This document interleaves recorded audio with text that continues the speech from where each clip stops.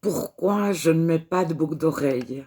Je prends les boucles d'oreilles comme exemple, mais je mets des boucles d'oreilles, j'ai les oreilles percées et j'en mets tellement rarement.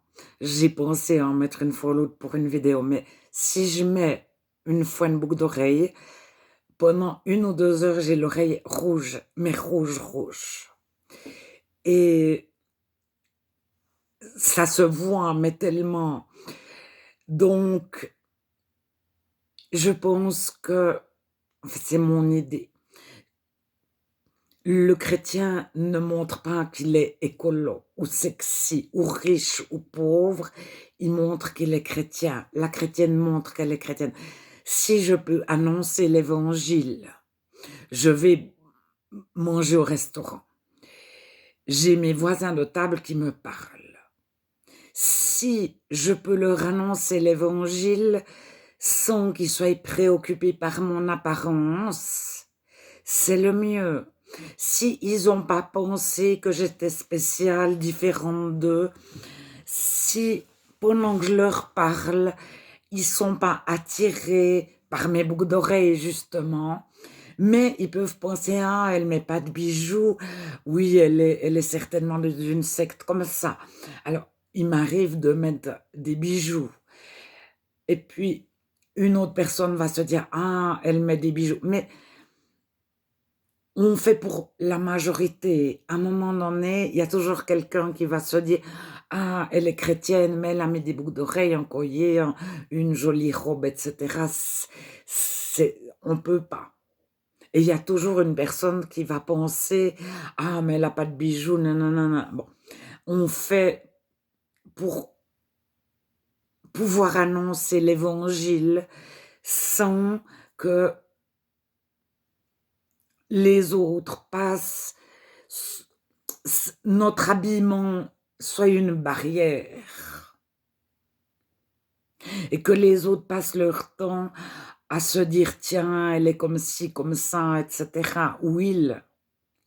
Alors, dans ma région, dans toutes les églises, les femmes sont en pantalon, elles n'ont jamais de voile. Peut-être dans une église, elles ont mais depuis que j'ai internet, je me suis rendu compte que dans certaines églises, le dimanche matin, tous les hommes sont en costard-cravate et toutes les femmes sont en robe de soirée, en robe qu'on mettrait dans ma région pour un mariage. Alors, je me suis posé la question par rapport au monde, mais si quelqu'un si un homme qui est entouré de femmes voilées toute la journée, comme ça, me voit parler sur internet de Jésus et ça fait 15 ans qu'il n'a pas vu de menton, de bouche, de front, de cheveux, il va être surpris.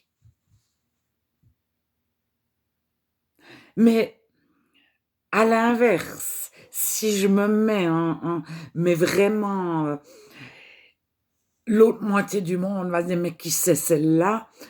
Ils sont habitués, s'ils habitent au bord de la mer, dans un endroit touristique, ils sont habitués à voir des personnes en caleçon de bain à longueur de journée et en petite robe d'été vraiment en petite tenue légère, tout dépend dans quel pays. Mais le Brésilien sur les plages du Brésil, à Miami. Alors, à un moment donné, on ne peut pas se fondre dans la masse de toutes les cultures depuis internet. Mais je pense que si je déménageais et que j'allais habiter dans une région où je remarque que toutes les femmes, le dimanche matin, elles ont mis des tenues, que nous-mêmes, dans ma région, on mettrait pour un mariage ou pour une cérémonie particulière. Je m'adapterai, mais quelque part, je me dirais: «Il faut laisser la porte ouverte.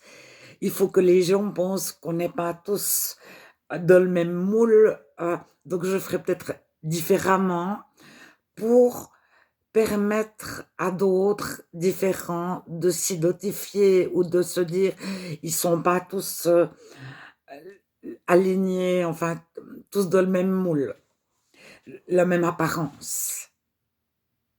Alors, l'habillement, que ce soit chez l'homme ou chez la femme, je pense, ne doit pas déranger le non-chrétien au point où il va se dire: «Tiens, mais c'est un chrétien bizarre».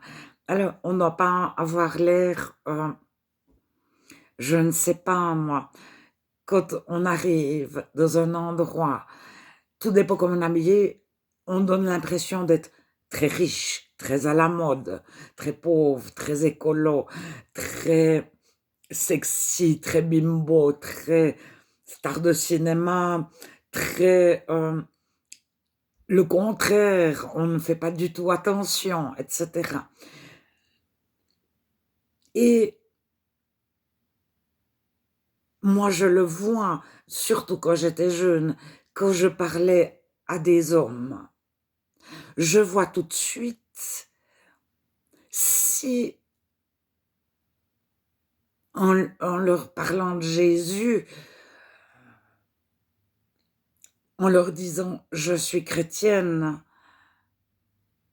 ils me renvoient immédiatement qui m qui n q que je suis trop quelque chose ou trop, hem, je ne sais pas comment dire, trop sage ou pas assez, ce serait peut-être ça.